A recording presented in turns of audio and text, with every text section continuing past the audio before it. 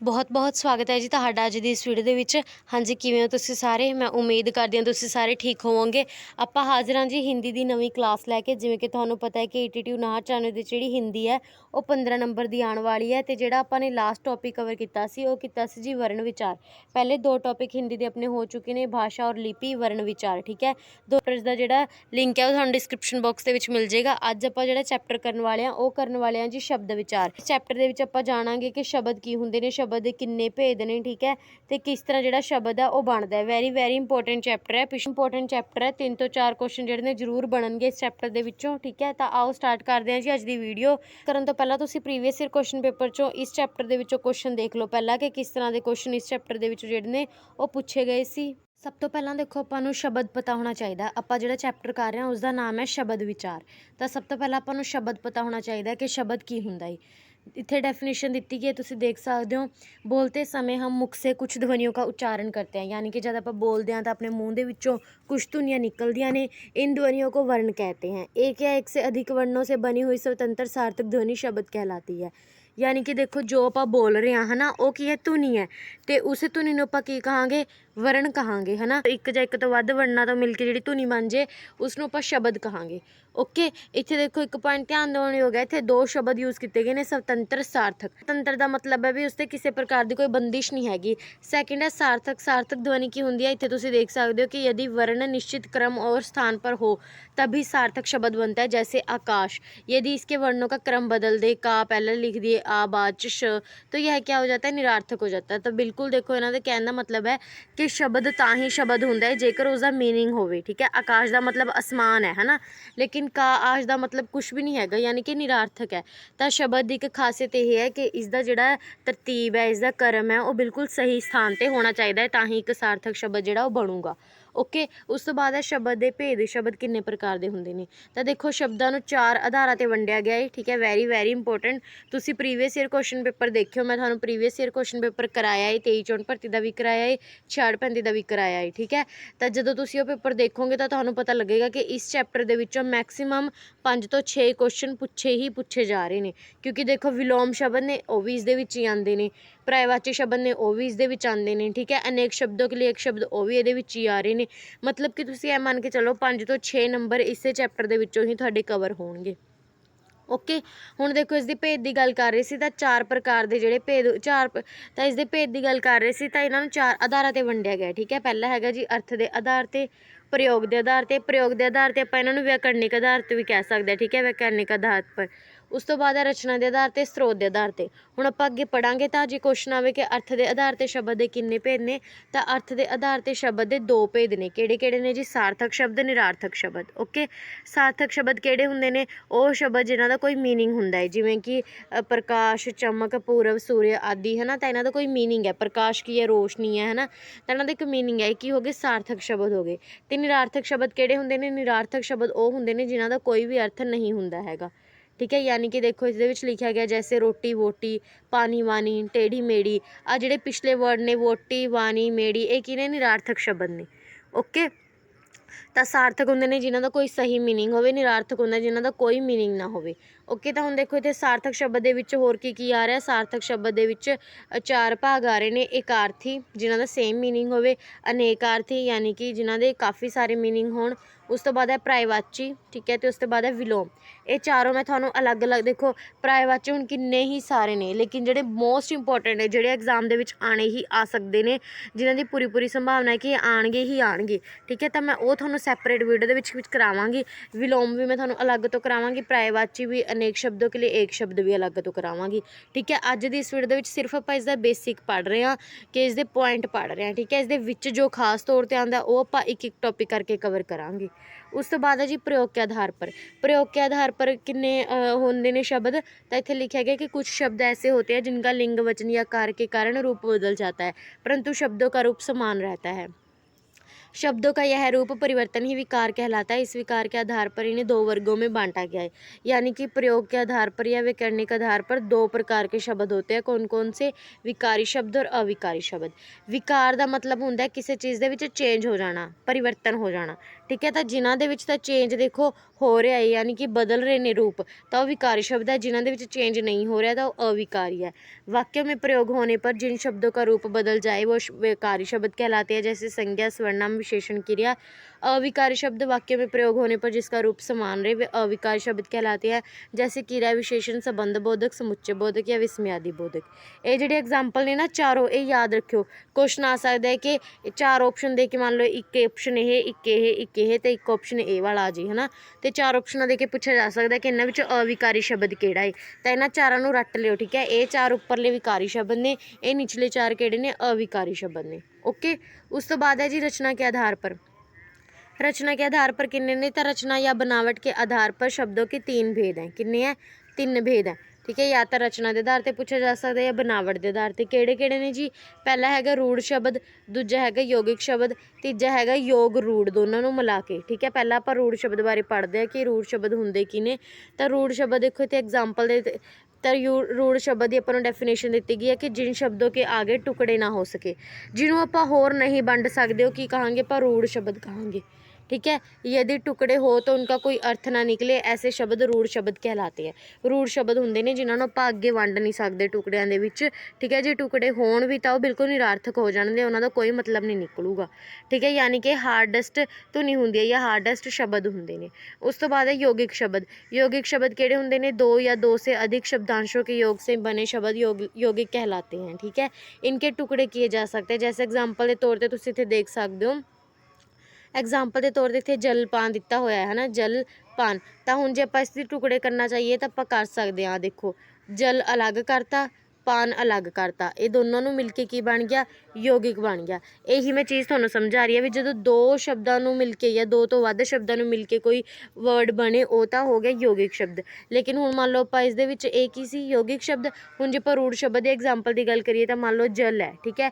हुण आपां इसनूं होर नहीं कट सकते, जे आपां इहनूं कट्टांगे तो की बन जूगा, ये ज बन जूगा, ये ल बन जूगा। तो ये तो कोई शब्द नहीं बनया हैगा, दोनों नूं मिला के शब्द बन गया, ठीक है। तो ये की है, रूढ़ शब्द है, ठीक है, जिसनों आपां होर नहीं वंड सकते। तो यौगिक जिहड़े दो या दो तो वध मिल के बने हुंदे ने।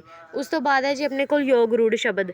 योग रूढ़ शब्द किहड़े हुंदे ने, यह भी दो शब्दों के मेल से बने होते हैं, लेकिन किंतु इनका किसी विशेष अर्थ में होता है। यानी कि ये बने तो दो या दो तो वध शब्दों तो मिल के होंगे ने, लेकिन जो लिखिया हुंदा है वो तो उसका उल्ट अर्थ हुंदा है। यानी कि एग्जाम्पल के तौर पर देखो, इतने एग्जाम्पल दी है दशानन। दशानन की है, दश प्लस आनन मिल के की बन गया, दशानन बन गया। लेकिन दशानन का दशानन यूज़ किस दे लिए हो रहा, तो रावण के लिए यूज़ हो रहा है, ठीक है। यानी कि लिखिया उन्होंने कुछ होर जाता है तो वो यूज़ किसी होर चीज़ के लिए होंदा है।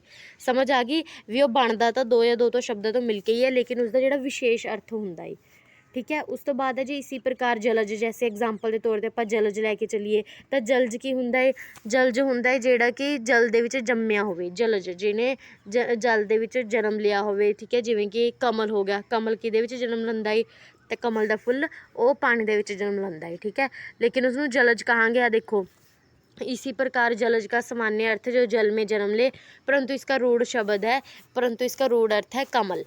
ओके, समझ आ गई। उस तो बाद है जी स्रोत या उत्पत्ति के आधार पर। स्रोत या उत्पत्ति के आधार पर भी चार भेद ने जी, केड़े केड़े ने। सब तो पहला तत्सम है, तद्भव है, देशज है, विदेशी है, ठीक है। तत्सम शब्द केड़े होंगे ने, देखो जो सम वर्ड है ना पिछे सम, ਇਹਦਾ मतलब है समा, ठीक है, सेम। हिंदी भाषा के वे शब्द जो संस्कृत से आए हैं तथा उसकी उसी रूप में प्रयुक्त हो रहे हैं, जैसे बालक, अग्नि, सूर्य, नदी आदि। तत्सम शब्द वो होंगे ने जिहड़े कि संस्कृत भाषा तो लए गए ने ते वो एज इट यूज़ किए जा रहे हैं, जिवें संस्कृत दे विच यूज़ होंगे ने उस तरह हिंदी दे विच यूज़ किए जा रहे हैं। जिवें एग्जाम्पल दी गई है बालक, अग्नि, सूर्य, नदी, ठीक है।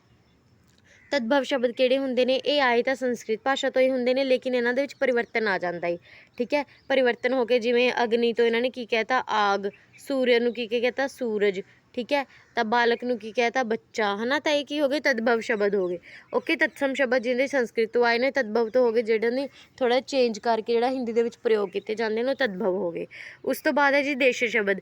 देश शब्द है कि जिहड़े अपने देश की लैंगुएज के भाषा के शब्द होण, जिवें अपने इंडिया दे विच बोलिया जांदा पगड़ी, खटिया, खिड़की, पेट आदि, ठीक है। हिंदी भाषा में भारत के विभिन्न भागों में बोली जाने वाली बोलियों के शब्द भी आ गया, ठीक है। यानी कि देश ਦੇ ਵਿੱਚੋਂ ਜਿੰਨੇ ਵੀ ਕੋਈ ਆਪਣੇ ਦੇਸ਼ ਦੇ ਵਿੱਚ ਸ਼ਬਦ ਬੋਲੇ ਜਾਂਦੇ ਨੇ, ਖਾਸ ਤੌਰ 'ਤੇ ਇੰਡੀਆ ਦੇ ਵਿੱਚ, ਤਾਂ ਉਹ ਕੀ ਹੋ ਜਾਣਗੇ, ਉਹ ਦੇਸ਼ੀ ਸ਼ਬਦ ਹੋਣਗੇ, ਕਿਉਂਕਿ ਉਹ ਆਪਣੇ ਦੇਸ਼ ਦੇ ਸ਼ਬਦ ਨੇ। ਵਿਦੇਸ਼ੀ ਸ਼ਬਦ ਜੋ ਕਿ ਬਾਹਰਲੀਆਂ ਕੰਟਰੀਆਂ ਦੇ ਨੇ, ਇਹਦੇ ਵਿੱਚ ਐਨ ਵੀ ਇੱਕ ਕੰਟਰੀ ਹੈ ਨਾ, ਜਿੰਨੇ ਵੀ ਵਿਦੇਸ਼ੀ ਕੰਟਰੀ ਨੇ ਉਹਨਾਂ ਸਾਰਿਆਂ ਦੇ ਐਡ ਹੋ ਜਾਂਦੇ ਨੇ। ਜਿਵੇਂ ਐਗਜ਼ਾਮਪਲ ਦੇ ਤੌਰ 'ਤੇ ਇੱਥੇ ਸਕੂਲ ਲਿਖਿਆ ਹੋਇਆ ਹੈ ਨਾ, ਆਪਾਂ ਲਿਖਦੇ ਹਾਂ ਸਕੂਲ, ਲੇਕਿਨ ਸਕੂਲ ਕਾਹਦਾ ਵਰਡ ਹੈ, ਇਹ ਇੰਗਲਿਸ਼ ਦਾ ਵਰਡ ਹੈ, ਆ ਦੇਖੋ, ਹੈ ਨਾ। ਲੇਕਿਨ ਆਪਾਂ ਇਸਨੂੰ ਹਿੰਦੀ ਦੇ ਵਿੱਚ ਲਿਖਦੇ ਆ ਸਕੂਲ। ਤਾਂ ਇਸ ਦੇ ਵਿੱਚ ਉਹ ਸ਼ਬਦ ਆਉਂਦੇ ਨੇ ਜਿਹੜੇ ਅਰਬੀ, ਫਾਰਸੀ, ਹੈ ਨਾ, ਜਾਂ ਫਿਰ ਕੋਈ ਫਰੈਂਚ ਜਾਂ ਇੰਗਲਿਸ਼ ਇੱਦਾਂ ਦੀਆਂ ਭਾਸ਼ਾਵਾਂ ਦੇ ਸ਼ਬਦ ਹੋਣ, ਉਹਨੂੰ ਆਪਾਂ ਵਿਦੇਸ਼ੀ ਸ਼ਬਦ ਕਹਾਂਗੇ। ਕਲੀਅਰ। ਤਾਂ ਸਰੋਤ ਜਾਂ ਉਤਪੱਤੀ ਦੇ ਆਧਾਰ 'ਤੇ ਕਿੰਨੇ ਨੇ, 4 ਨੇ, ਤਤਸਮ, ਤਦਭਵ, ਦੇਸ਼ੀ, ਵਿਦੇਸ਼ੀ, ਠੀਕ ਹੈ। ਉਸ ਤੋਂ ਬਾਅਦ ਹੈ ਜੀ ਸ਼ਬਦੋਂ ਕੇ ਅਨਿਯ ਭੇਦ। ਇਹ 4 ਆਪਣੇ ਬੇਸਿਕ ਭੇਦ ਹੁੰਦੇ ਨੇ। ਇਸ ਤੋਂ ਇਲਾਵਾ 2 ਹੋਰ ਅਲੱਗ ਤੋਂ ਭੇਦ ਨੇ, ਜਿਵੇਂ ਕਿ ਇੱਕ ਦਿੱਤਾ ਗਿਆ ਲਿੰਗ, ਠੀਕ ਹੈ। ਲਿੰਗ ਕੀ ਹੁੰਦਾ ਹੈ, ਦੇਖੋ, ਉਹ ਇਹਦੇ ਰਾਹੀਂ ਉਹਦਾ ਬੋਧ ਹੁੰਦਾ ਹੈ ਇਸਤਰੀ ਜਾਤ ਦਾ ਜਾਂ ਪੁਰਸ਼ੀ ਜਾਤ ਦਾ। ਲਿੰਗ ਸ਼ਬਦ ਕੀ ਹੁੰਦੇ ਨੇ, ਤਾਂ ਸ਼ਬਦ ਕਾ ਦੇਖੋ, ਹੁਣ ਕੁਐਸਚਨ ਆ ਸਕਦਾ ਲਿੰਗ ਕੀ ਹੈ, ਤਾਂ ਉਹ ਵੀ ਇੱਕ ਸ਼ਬਦ ਹੁੰਦਾ ਹੈ, ਠੀਕ ਹੈ। वचन की है, वो भी एक शब्द होता है।